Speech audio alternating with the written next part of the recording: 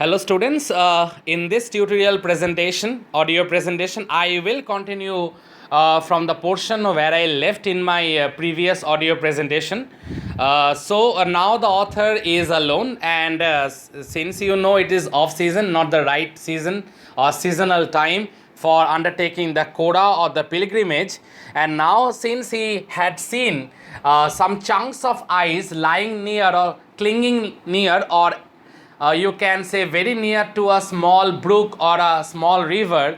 Now he was in a dilemma whether to undertake the journey or not, because he can't communicate, neither he could ask a basic question that what might be the road ahead, whether there will be a snow blockage because of the inclement weather, or it will be quite smooth, because after Shitan left him, he can't communicate in English with others, because these people, the local people, they are familiar with the Tibetan language, and the author, he needs an interpreter badly. He needs a translator badly. So let me continue.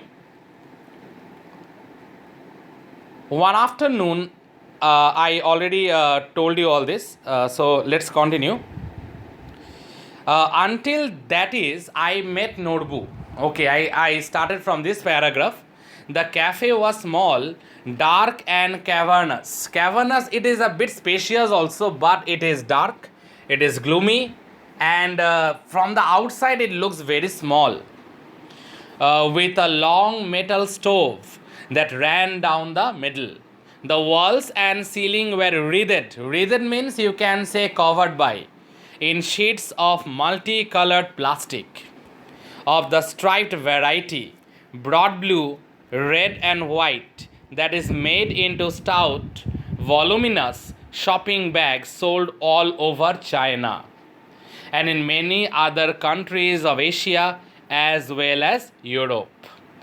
As such, plastic must rate. Very important line for your short question. This part is, dear students, as such, plastic must rate as one of China's most successful exports along the Silk Road today. So, it can be considered plastic is the one of the most successful exports of China along the Silk Road. And as I already told you all, that business transaction from ancient times used to happen because of this Silk Road, or rather to say the Silk Route.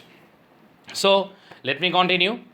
The cafe had a single window beside which I had taken up position so that I could see the pages of my notebook. Now, I was basically, I means the author, so I was sitting near the window so that I can get a good view also, and I can see and jot down in my notebook few important thoughts.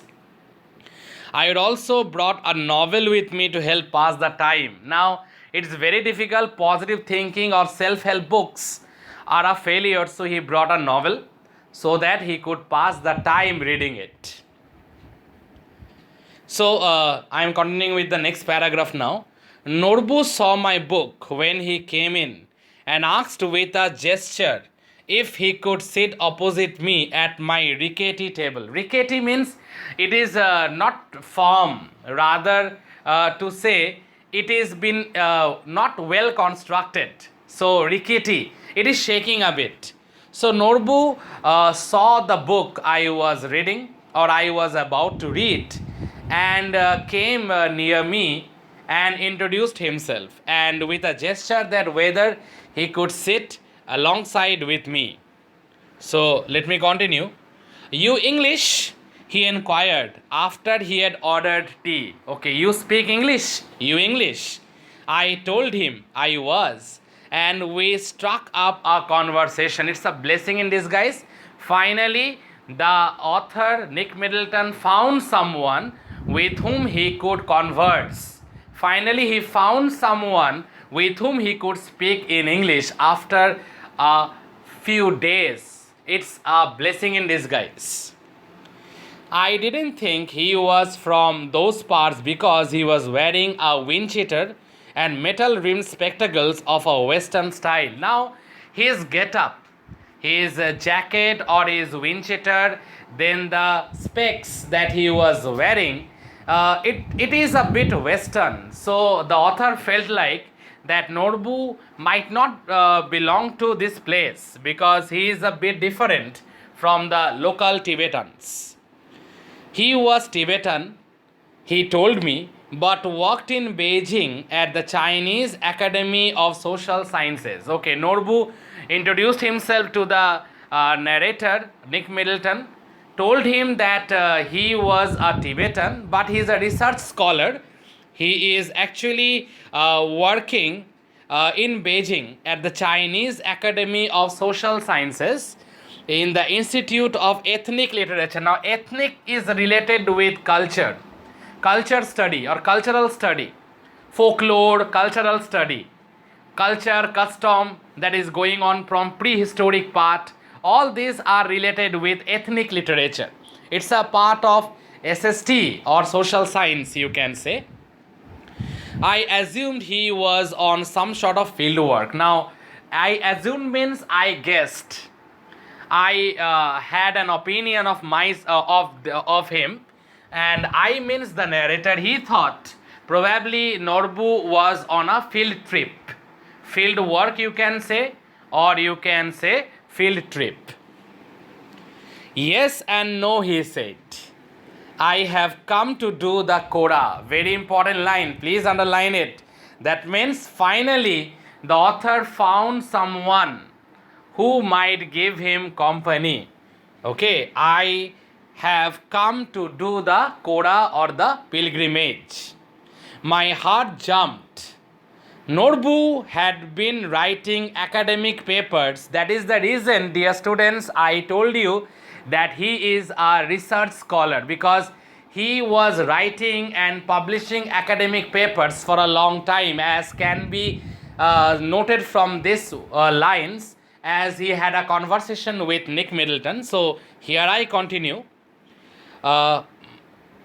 Norbu had been writing academic papers about the Kailash Koda, that is about the Kailash pilgrimage journey, and its significance. Importance means significance in various works of Buddhist literature for many years, he told me. So he is doing an active research regarding this perilous journey towards Mount Kailash, or in other words, related with Kailash Koda.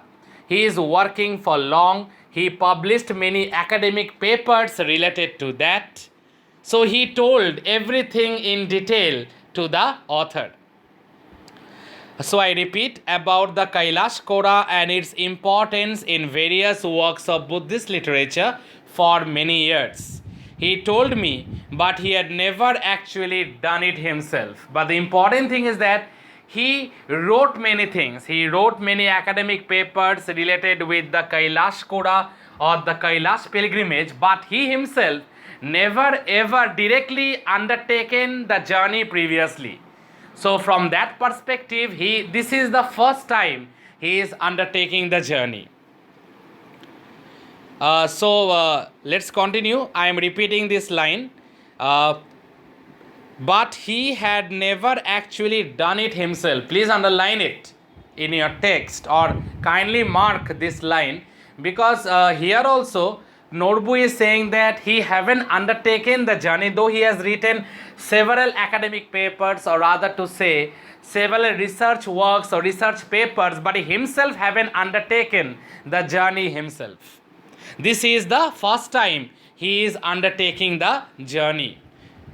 When the time came for me to tell him what brought me to Darchen, his eyes lit up. We could be a team, he said excitedly.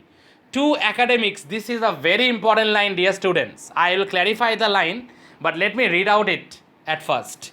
Two academics who have escaped from the library. Perhaps my positive thinking strategy was working after all. So Norbu, in a very beautiful manner, told the author that we are two academics, and it seems that we have escaped from the library and we came in the open atmosphere.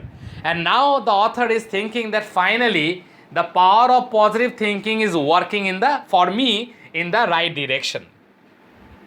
My initial relief at meeting Norbu, who was also staying in the guest house, was tempered by the realization that he was almost as ill-equipped as I was for the pilgrimage.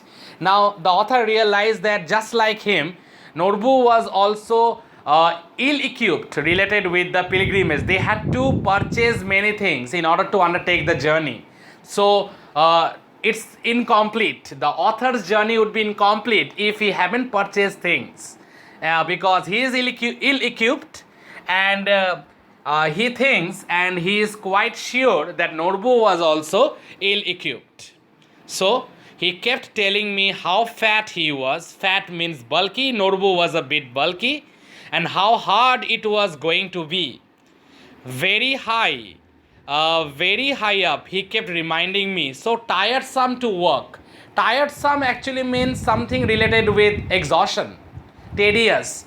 That will create a lot of exhaustion in body, in mind and spirit. It's a perilous journey, tiresome journey, long journey towards Mount Kailash.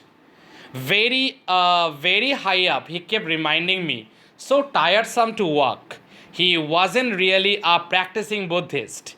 It transpired, but he had enthusiasm, and he was of course Tibetan. He had exuberance, and he was of course Tibetan, but might be he was not athletically fit. He was a bit bulky. So might be he was not athletically fit, he was a bit bulky, but there was no dearth in terms of exuberance or enthusiasm on the part of Norbu to accompany the narrator in the perilous journey towards Mount Kailash.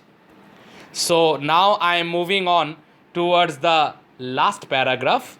That is, but before that, remember now the journey will be started, and it seems that the journey will be undertaken by both Nick Middleton and Norbu. So dear students, let me do one thing. Let me prepare one more tutorial audio, and that will deal with the last paragraph.